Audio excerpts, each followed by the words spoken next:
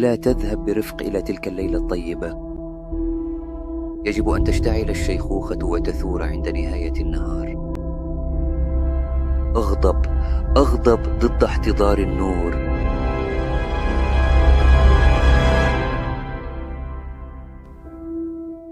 اليوم أود أن أتحدث عن فيلم انترستيلر، وهذه التحليل سيكون مليئا بالحرق لأحداث الفيلم، لذا إذا لم تكن قد شاهدته بعد فافعل ذلك الآن. شخصيا ما أشعر أبدا أن لدي كل الأجزاء الكافية لقدر فيلم انترستيلر حقا. كنت أظن أنه يدور حول الدين وأسئلة الإنسان الكبرى مثل هل نحن وحدنا في الكون؟ ولكن أثناء مشاهدتي للفيلم مرة أخرى صادفت شيئا جعلني أكثر حماسا، أن فيلم انترستيلر ليس عن موت البشرية، بل هو في الواقع عن موت السينما. ولكن كيف يكون ذلك؟ في فيلم انترستيلر تخبر وكالة ناسا وهي الشركة الكبرى كوبر عن وجود خطتين لإنقاذ البشرية. الخطة A حيث يصعد الناس الذين يعيشون على الأرض إلى سفينة فضاء ضخمة تنقلهم إلى كوكب جديد. وهناك خطة ثانية، الخطة B، حيث يموت سكان الأرض وتبدأ عملية استعمار جديدة على كوكب جديد. ولكن كما نكتشف لاحقا في الفيلم تم خداع كوبر، وكانت الخطة خيارا زائفة. فشلت المعادلة في التوفيق بين النسبية وميكانيك الكم، تحتاج للمزيد. المزيد من ماذا؟ في صناعة الأفلام هناك أيضا هذه الخيارات: تصوير الفيلم على شريط سينمائي أو رقمي، الخطة A والخطة B. عندما سئل كريستوفر نولان عن التحول إلى التصوير الرقمي قال ما يلي: الانتقال يبدأ بتقديم خيار جديد للناس، لكنه ينتهي بإزالة الخيار القديم. وهو صادق في ذلك. يستخدم مخرجون كثر اليوم التصوير الرقمي لندرة معامل التحميض. الفيلم محكوم بالزوال كالأرض تماما.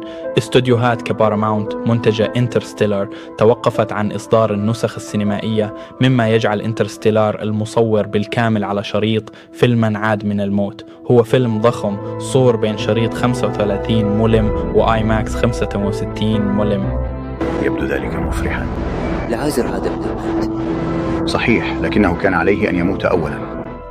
في العقد الأخير سيطرت الكاميرات السينمائية الرقمية وعرض الأفلام الرقمي تقريبا بشكل كامل على السوق.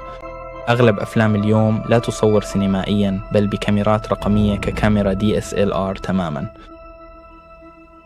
جيل ابنتك سيكون الأخير الذي ينجو على الأرض.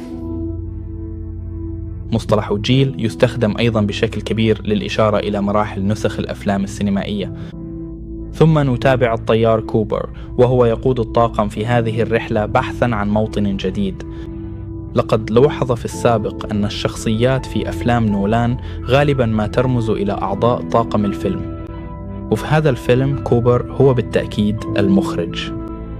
يزداد الضغط على صانعي الأفلام للتصوير رقميا أكثر فأكثر، وشخصية كوبر تتعرض للضغط للعمل في الزراعة وهو عمل يكرهه. كوبر لا يحب الروبوتات الرقمية ويفضل الطرق القديمة في التواصل مثل الشيفرة المورسية أو الطيران يدويا دون الطيار الآلي. كوبر ليس رجل هذا العصر. أنت الشخص اللي لا ينتمي هنا. ولدت متأخرا 40 عاما أو مبكرا 40 عاما. ابنتي كانت تعرف ذلك.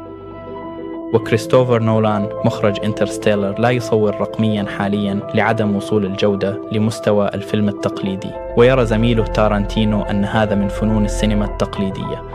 كان نولان سيكون صانع أفلام بارعا بنفس القدر سواء كان يصنع الأفلام في عام 1975 أو في عام 1965. قد تدور أحداث فيلم انترستيلر في المستقبل، لكنه يحتفي بالعصر الكلاسيكي القديم لأفلام البلوك باستر في السبعينيات والثمانينيات، حيث كانت أفلام الفضاء ذات الصيغ الكبيرة شائعة وكانت وكالة ناسا في أوجها. أما الآن فقد توقفنا وهبط المكوك الفضائي الأخير وانتهى زمن أفلام البلوك باستر ذات الصيغ الكبيرة. لقد قمنا بقمع إنجازات ذلك الزمن، وبطريقة أكثر جذرية يحدث الشيء نفسه في الفيلم. ألا تصدق أننا ذهبنا إلى القمر؟ أعتقد أنها كانت قطعة دعاية عبقرية جعلت السوفييت يفلسون أنفسهم بصب الموارد في الصواريخ وآلات أخرى عديمة الفائدة. آلات عديمة الفائدة؟ وإذا كنا لا نريد تكرار الإسراف والهدر في القرن العشرين فعلينا أن نعلم أطفالنا عن هذا الكوكب، لا أن نقص عليهم حكايات عن مغادرته. الإنتاج على الفيلم أكثر هدراً، ويمكنك أيضاً أن تسميها آلات عديمة الفائدة، لكن الفيلم أكثر إنسانية من الرقمي. إنه يبقينا متصلين جسدياً بحرفة صناعة الأفلام. إنه يضيف إلى سحر السينما. يحتفي فيلم انترستيلر بالعصر الذي كان فيه الذهاب إلى السينما حدثاً استثنائياً وفعالية بحد ذاتها، وليس مجرد وسيلة استرخاء للاستهلاك على نتفليكس. أنت تعلم، كنا ننظر إلى السماء ونتساءل عن مكاننا بين النجوم. أما الآن فأنت فقط تنظر إلى الأسفل وتقلق بشأن مكاننا في التراب.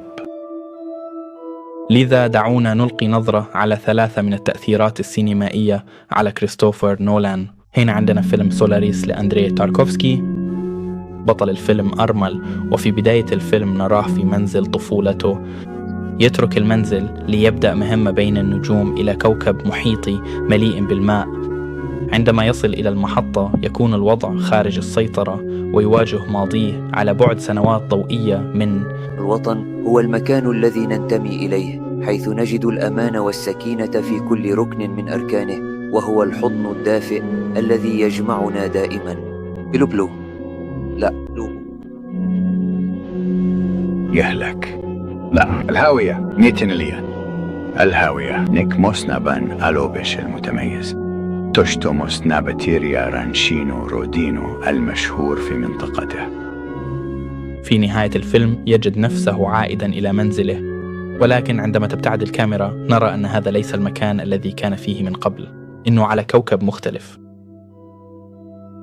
في فيلم انترستيلر بطلنا الرئيسي كوبر أيضا أرمل يترك منزله ليبدأ مهمة بين النجوم يواجه فيها ماضيه.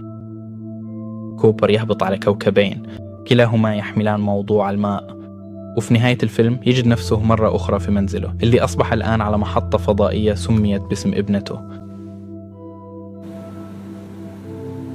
لابد أن لهذا معنى. للحب معنى، النفع والتكافل وتنشئة الصغار.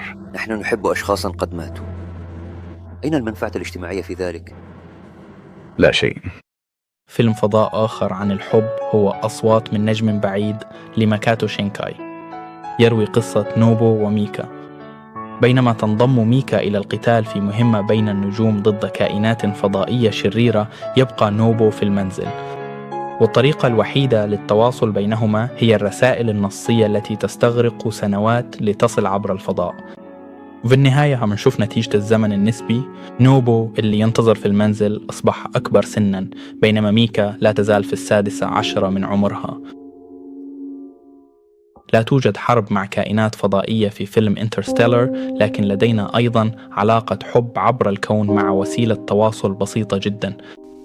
في نهاية الفيلم يظل كوبر في نفس العمر، لكن ابنته مورف أصبحت سيدة مسنة. أو ما قيمة مقال عن انترستيلر دون ذكر فيلم كوبريك 2001 أوديسا الفضاء؟ فيلم نشوف فيه محطة فضاء ضخمة دوارة تدور حول الأرض، أب يتحدث مع ابنته عبر مسافة الفضاء، وروبوت مربع الشكل بصوت بشري في مهمة. وفي نهاية الفيلم أحد رواد الفضاء الذي يسعى لفهم المزيد عن غموض الفضاء يسحب إلى تيار من الخطوط المصنوعة من الضوء. يتضح أن فيلم انترستيلر مليء بالتأثيرات السينمائية، وفي جميع أجزائه هو احتفاء بالفن السينمائي.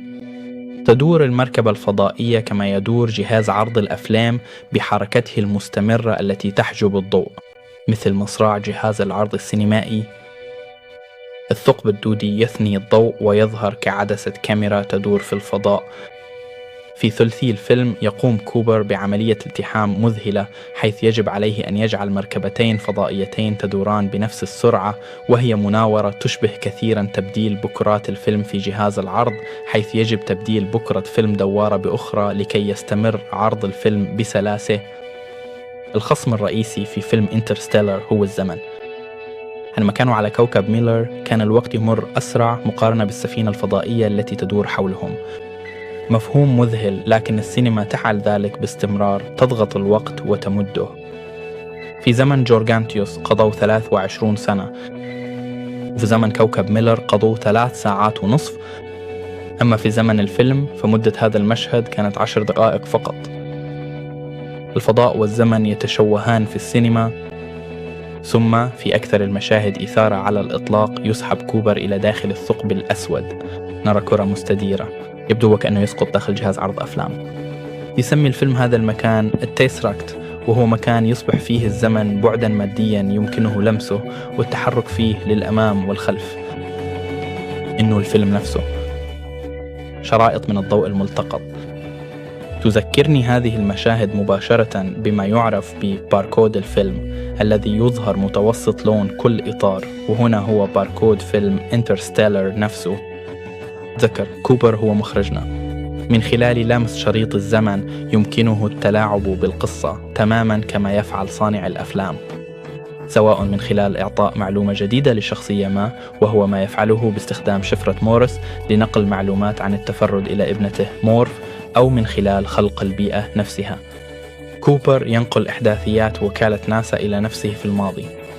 هو يضع الأساس لكل القصة اللي شاهدناها للتو، تماما مثل كاتب السيناريو يبدأ من نهاية الفيلم.